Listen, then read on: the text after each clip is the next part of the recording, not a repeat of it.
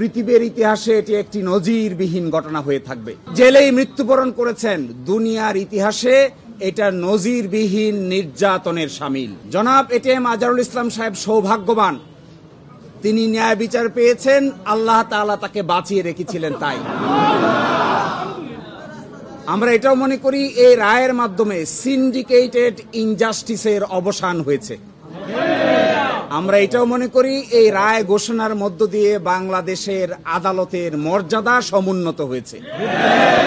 এলএমই certified বিশ্ব সেরা কপারে তৈরি ওয়ালটন কেবলস, যা আপনার স্থাপনাকে রাখবে সব সময় নিরাপদ। আদালত 4টি অবজারভেশন দিয়েছেন, তার মধ্যে প্রথমটি বলেছেন অতীতের রায়ে বাংলাদেশ সহ এই ভারতীয় সাবকন্টিনেন্টের ক্রিমিনাল বিচার ব্যবস্থার পদ্ধতি চেঞ্জ করে দেওয়া হয়েছিল, এটা ছিল সবচাইতে বড় ভুল। আরো বলেছেন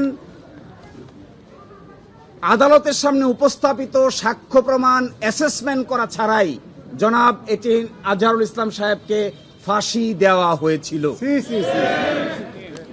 এবং আরেকটি ইম্পর্টেন্ট কথা বলেছেন যে পৃথিবীর ইতিহাসে এটি একটি ট্র্যাভেস্টি অফ ট্রুথ, অর্থাৎ বিচারের নামে অবিচার।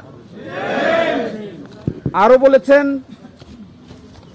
যে সমস্ত তথ্য প্রমাণ আদালতে হাজির করা হয়েছিল অতীতের আপিল বিভাগ তা সঠিকভাবে বিবেচনা করতে ব্যর্থ হয়েছে।